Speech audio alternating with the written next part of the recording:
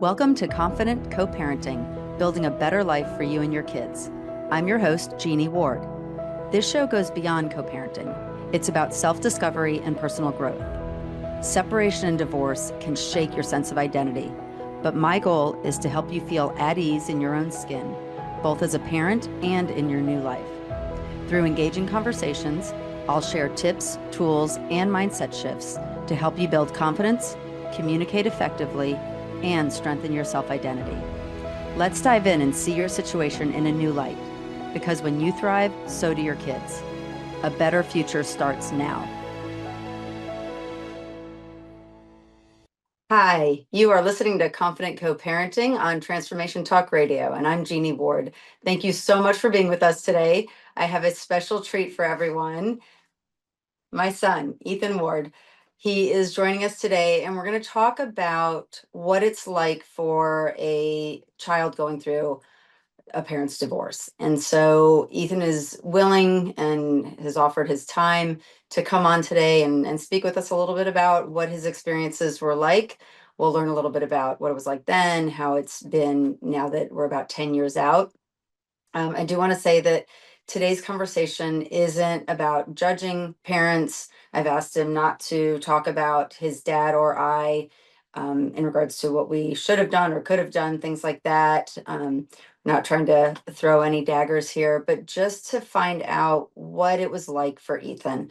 Because for all of you that are going through this and struggling through this, you probably are wondering what your kids are struggling through as well. And Ethan's willing to share some of his experiences to give you some insights about one person, what they went through. Hopefully it'll help you. So we are going to go through just a bunch of questions. They might be some rapid fire questions, but I think you're really going to get a lot out of today. I'm excited to share with you. I first wanted to introduce my son, Ethan, who, as you all know, who've listened either to videos or the podcast, you know how much I adore him and how highly I think of him. For those of you that listened and watched the podcast with his dad, we both think the world of him, and he is our world. But I want you guys to hear a little bit from him as to who he is and where he's at this point in his life. So welcome, Ethan. Thank you. Thank Tell you us for having about me. you. My name is Ethan Ward. I am a freshman at the University of Tennessee in Knoxville, as you can see. A couple of key things. I'm definitely very active. I do a lot of extracurricular sports like football and rugby in high school, and then now just rugby in college. I'm 18 years old, turning 19 in about half a year. I've been a child of divorced parents since I was 7. I think that definitely have had to overcome a lot of situations, but I'm very grateful for the way that I've been parented. And yeah. Excellent. The other exciting thing about what we just went through with Ethan is that he got to do his first college semester abroad in London, England. So he's already done that. He's back, and now he gets to go to school on campus and much closer to home, which Dad and I are very happy about. So, anything you want to share about your experience in London and what got you ready to do something like that? I was definitely very apprehensive, a little bit nervous of living in a different country. I mean, all the rumors of the food are definitely based in truth. The food isn't as good, but I was able to go to London and England a lot just because of grandparents living there. So I was a bit familiar with the area, which definitely helped. But it was really great experience. Definitely biggest downfall was no air conditioning, which I will never take for granted again. But the highlights were definitely amazing. I was 18 in a country where that means you can do pretty much anything. I was there, made the new best friends that I will probably have for a very long time. So it was a great learning experience overall. Yeah, it was. One thing I like to focus on with parents is strengths and recognizing what we have in ourselves, being gentle on ourselves, but also highlighting what we're good at. And so I wanted to ask you, in regards to your strengths, what is one thing that you learned about yourself in England in regards to something that you were proud of and impressed with? I will say definitely proud and impressed of my ability to keep a clean room. that was definitely something that I was a little apprehensive of just because I do slack at home. But being able to live in my own space and really having no other option as far as someone cleaning up after me, I was very happy that I was able to do all that. Very glad that I could do laundry easily. So just basic skills like that, I was definitely thankful that I could use in the real world. Yeah. So should we tell all parents that even when your kid's still a complete mess at home, Yes. they can do it? They can do it when they're away. Because I'll tell you, this winter break, it's been a whole different experience in that room. Okay, so ready to get into the Yeah. questions? Okay. So first, we're going to talk a little bit about a kid's inner world. And my first question is, what do you think adults underestimate about what kids notice during divorce? I will say that a lot of the times, from my personal experience, the little things that I notice is kind of the little flare ups that happen. Like, obviously, you're going to have the big arguments where I was just kind of given the iPad and was in the living room while the arguments would happen in the bedroom. But as far as day to day, a lot of it would be like a lot of small little arguments that intensified really quickly. And then kids can maybe not see it, but definitely sense the friction between the relationship, and that is one thing that definitely is noticeable. Yeah, that's a good point. So there are psychologists by the names of Gottman and Gottman, and they talk about, for anyone interested, they talk about the four horsemen, and there are things in regards to a relationship that can damage the relationship, and the biggest one is contempt. And as you're saying this, that's what I was thinking about is, when we're at the end of a marriage or relationship, there can often be a lot of contempt and it's quiet. You don't notice it so Yeah. much, but that anger and the seething is there for one or both partners. And what I'm hearing is even stuff like that, kids pick up. Yeah, they do. Yeah. And I know I didn't always think that or was aware of it and or do myself into thinking that you weren't aware of it. So Because a lot of the time, the kids, they don't understand what it is, they can't name it, but they can still sense it, which isn't necessarily a great feeling. yeah. True. Um, what were those feelings that weren't comfortable that you weren't comfortable sharing with dad and I and or what might kids feel that is uncomfortable that they may not want to share? I would say that kids might not want to share the fact that they either A, might think that they have something to do with the arguments, or like B, as simple as something even like just having their presence affect everything. Because I know that for a lot of the time, yes, I got the iPad and then I was happy for the time, but I would spend a lot of time thinking about like, oh, what was happening. And then those feelings I didn't share. So then maybe you guys just thought that I was okay with it and understood everything.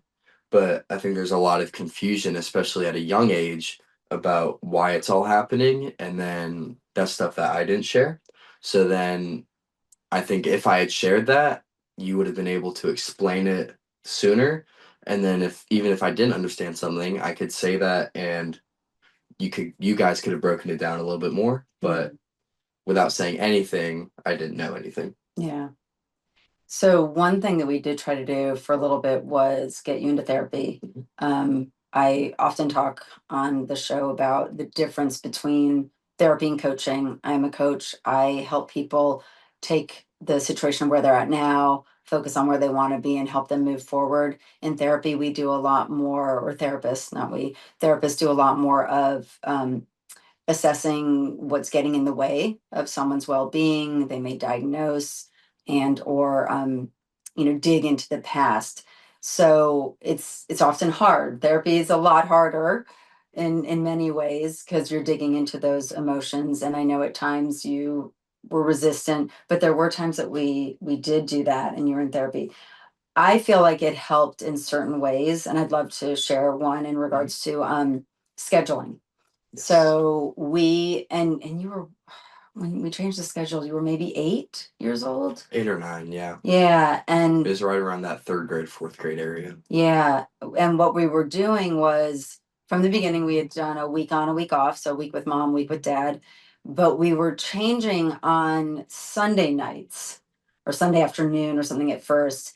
And then it was obviously, in this new home and then getting ready for school and going off to school and having, the shift of having to go from a weekend to the school week. And Ethan was able to communicate with the person you were talking to, the therapist at the time. And I'm not sure what you guys went through, but what you were able to do, and it wasn't the therapist, it was you. You came to dad and I, and you said, this isn't working for me. And I would rather, you even came with a solution. I would rather change on Fridays. Mhm. And we switched that, and that became the routine for, forever on. Quite a few years, yeah. Yeah. So, it was an amazing experience for us as parents. And I think that was one thing that helped you to meet your needs. Can you share anything more about that experience? I mean, being in therapy definitely helped with that because a lot of the time it was questions, very, very broad questions about like, how's it going? What are things like at home? And then through me answering that, it was a lot of the time like not given the answer directly, but helping me find the answer. So it was like my own answer.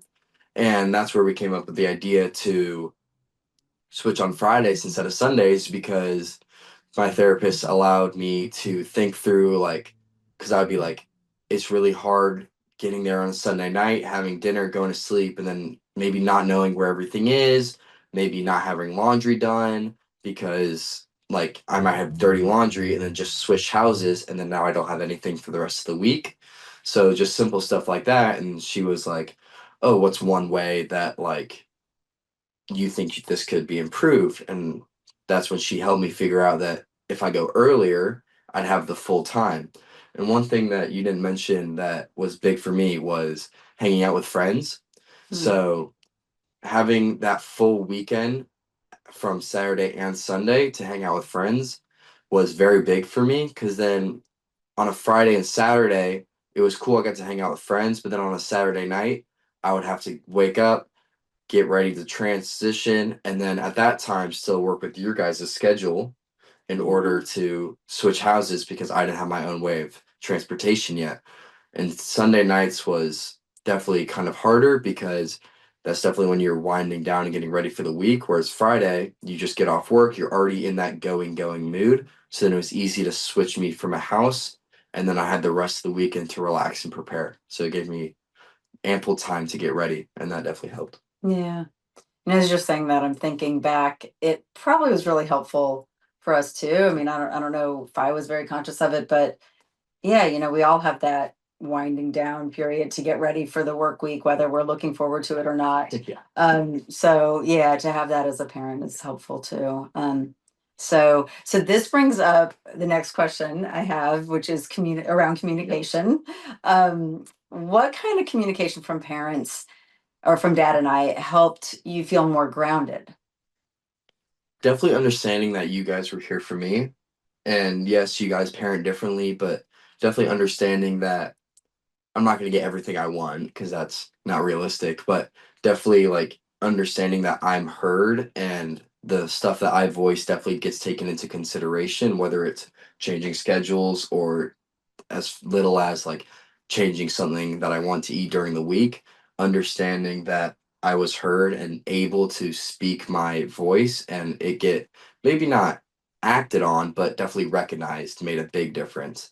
Because I think if I hadn't been heard, that's kind of like negative reinforcement. And then I would have slowly just shut down because I would have the mindset of nobody's listening. Why even bother sharing? So even understanding that I was heard, maybe, yeah, exactly like what I said earlier about not being acted upon, but definitely being heard made the big difference because then I continued that trend, which I think helped everyone. Yeah. Um, and I learned this a long time ago in the workspace that, as a manager, it's really important to make sure you are listening to your team, your staff. Even if you don't go with the ideas or idea, when people are heard, they are more likely to go along with whatever happens. And it sounds like that's what happened with you too, that Yeah. when we took it and you have to genuinely take it into consideration, Yes. though, right? Yeah. Yeah, you can't just You can't just yes. pretend. Yes. Yeah. Um, Yeah, and I think we did, and again, that's where the therapist helped because you were able to articulate, and then you just learned how to do it on your own, and then we all figured it out. Yeah. Okay. Um, so switching gears, and this question's around when we've got kids in the different homes. So scenario would be that you've already moved from moved the kids in different homes. Sometimes you guys might be doing the nesting thing where the kids stay in the family home and the parents go back and forth. And that's still relevant because you still have a different parent parenting the children when they're with them, even if it's in the same, even if they're in the same space. So things can be very different. Um, I want to ask Ethan, because this has come up a lot over the years, what it was like and how you felt caught in between having those two different homes. Yes, a big thing is definitely just rules around the house, like whether it's different types of chores. A great example is even it comes up now, like a lot of the times at my dad's house, the way we do the dishwasher is I unpack everything and then everything that's in the sink he packs up and starts it and then I just unload. Whereas here it's everything related to the dishwasher, whether it's rinsing dishes and putting them in, starting it and undoing it, that's all on me. So a lot of times we get into, I guess, arguments because I do 2 weeks on, 2 weeks off now, so that's a longer period of time. So then I just leave everything in the sink, expecting it to end up in the dishwasher, and then I'll do the dishwasher. But that's not how it is. And right at the beginning, there's a lot of those types of scenarios, whether it was with chores or video games were a big one, and especially earlier when I was younger, bedtimes, that was a big one, Mm, where it would be a lot of the time where it's like, well, it's this way at this parent's house, and then just arguments over that being like, well, that's not this house, and then having different parenting styles and trying to wrap my head around that was definitely hard. yeah, Yeah. yeah, and even at times still is. Yeah. Up until you left for college, I Yeah. think. And this is one, I'll be honest, where I think I often said to you, well, that's how it is. Yeah. Um, and I think I use the example of, when you're at home versus when you're at school, there's different rules, right? That's just life. There's going to be different rules and norms and expectations no matter where you're at. Um, but go ahead. I will say my argument to that was, well, this is a place where that I want to be relaxed and home and not have to change my standards because when you go into school or like a place of work, it's very obviously there's a line in between. Like you're not going to slack off like you slack off at home. So my argument was that it is home. This is a place where I should be able to relax and not be on edge all the time about doing the right chores or going to bed on the right time. And with your dad and I communicating a lot, I think that was your hope and expectation was that we would communicate and get things more aligned, Yes. correct? Um, and maybe with one or two things we did, maybe I think the big important stuff like playing video games and bedtime, those are the two big ones for me. I that think we did get aligned. yes. Yeah. Um, and then I know with some we didn't, and that was probably still hard or is still hard. I want to ask you, and this is just speculation. There are certain couples that, as they're divorcing and after, there is no communication because it's just so tense and adversarial. In a situation like that, where one parent really doesn't know and is not going to communicate with the other, is there anything that each parent can do and or the kid can do to help get the norms, like get comfortable in each house when things are so different? I would say it's definitely an unfortunate situation, but depending on the child's situation, like as far as if the child is nesting where they're staying in the same house, if they're able to and are at the age where they can communicate, we're like, hey, this is my list of chores at the house, and then both parents are aware of the child's chores, that those rules don't change. So if the kid can go to one parent and be like, does bedtime at 9:30 work? And then go to the other parent and be like, does this work? And then the kid being the mediator about their own life will definitely probably help because it's just one household and they're not moving. I would say, as far as if the kid is transitioning like a week on, week off situation, that definitely a bit harder, but situation where they can bring it up to the parent in a way where it's like, hey, this is what I'm used to. This is what we did before you guys split houses. Do you mind if we just keep it this way? And then as they get older and bedtimes go later, maybe having it in an interval situation where like every year that they go up, it's 30 minutes to an hour later bedtime. It's an hour more on the video games. It's um one more chore, one less chore, depending on the household. Sounds good. So a lot of communication. Yeah. As much as possible from everybody. From everybody. Even the kids. Yeah. And that has to be encouraged though. Yes, it does. And allowed. Yeah. Yeah. Was it next question? What helped you feel like you didn't have to choose a side when there was those differences? Um, I'd say one thing that definitely helped me was just being able to definitely switching houses a lot helped me because then I didn't feel trapped with one parent and then like having to conform to all the ideals.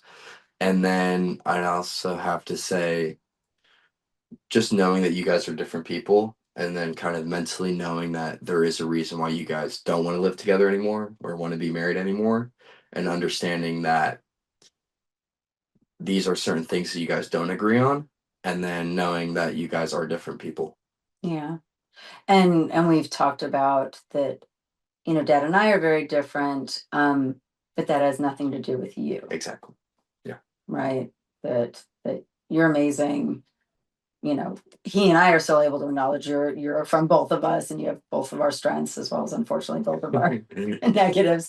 Um, but everything happening with us isn't your fault. Yeah. Which sometimes that becomes cliche, but is so important for kids to know. Yeah. Yeah. Okay, so moving on. Gonna ask you about things that helped you cope. Mhm. And when things did get tough, as much as you can remember in those really, really challenging times during and right after the divorce, what helped you cope? Was there anything in particular, a habit or people or anything that helped you cope? I would say two big things. The first one was my close group of friends, my friend Aiden in London. I was definitely attached by the hip, always trying to hang out, have sleepovers. They definitely kind of, in a way, just like help distract, help me not think about everything that was going on at home, and that really helped. And then another big one were extracurricular activities.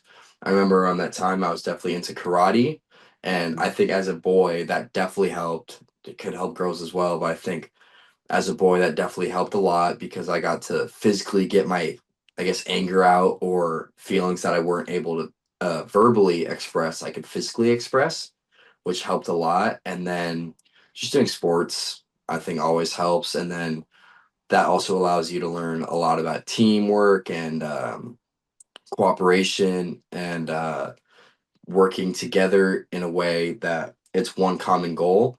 And then a lot of the time, I think I try to bring that back into the household and understand that we all still have to try and work together to make sure that it's a functioning household. But I think just getting my energy out, that was great. Yeah, definitely. And I love what you said about friends. Yeah. Yeah, and those friends are a lot of fun too. So Exactly. Yeah. so that's got to help Yeah. a lot. Yeah. Okay. So moving into kind of our last group of questions. Um, and this is going to be directly focused on helping you all as parents. So Ethan, what would you want parents to know about what kids need, even if they're not saying it out loud? I would say the biggest one is definitely making sure they still feel loved and making sure that they understand that they are not the problem and that even with the parents separating and divorcing that they can still have a positive life where both parents are really involved, but really focusing in on that it's not their fault. I would say that's the biggest one. Yeah, yeah. because we can't say that enough, right? Yeah. Okay. And then last question, if parents can remember just one thing about their kids during divorce, what would you want that to be? I would say this is applicable from all ages, whether you're really young, like I was around 7 years old, or even high school, you have high school kids, that it's probably harder for them that it is on you. I think that would be my message because a lot of the time, these kids are growing up. This is the only world they know. And especially if you've had a family home and never moved, we've moved around a lot. But a lot of these families only have ever had one home, and that's all the kid knows. Whereas as an adult, you've moved around a lot, you've had multiple jobs, possibly, you've gone through college, you've done the process where this is their only world that they've known. And then it's kind of getting shattered, especially on that first, I would say, explanation of parents are getting separated, then divorced, and especially all the prior buildup, like arguments and fights that are happening in the household.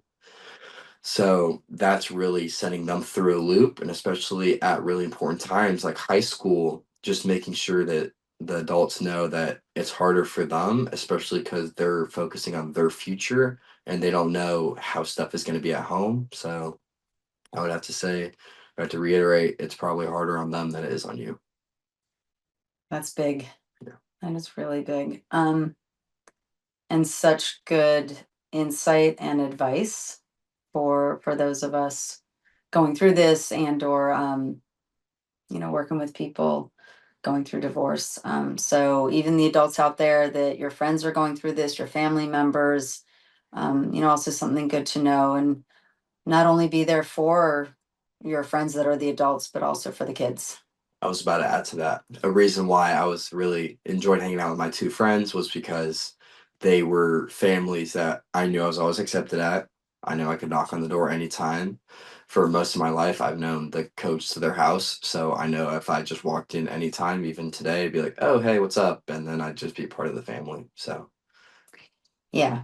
Yeah. When we get compliments, you hear me say this all the time. When we get compliments on Ethan, I always say it takes a village, it took a village, yeah, and it will always take a village. yeah. But that's yeah. It was the village, it's our friends and his friends. And so yeah, supports are so critical and helpful and yeah, not only for the distraction and the fun, but for the processing and the growth. Mhm. So anything else you want to share before we end? No, I think we've hit a lot of the important topics. So, Awesome. Thank you for being of here. course. And thank you all for being here. If you want to learn more about me or watch any of the other podcasts, please go to confidentcoparenting.com on the podcast tab, and you can learn more about me there and how to work with me. If you'd like to have a 20-minute complimentary consultation, there's a link there that you can go to. And so thank you again. And as I always say, please take care of yourselves, your kids, and those relationships that matter most to you. Take care.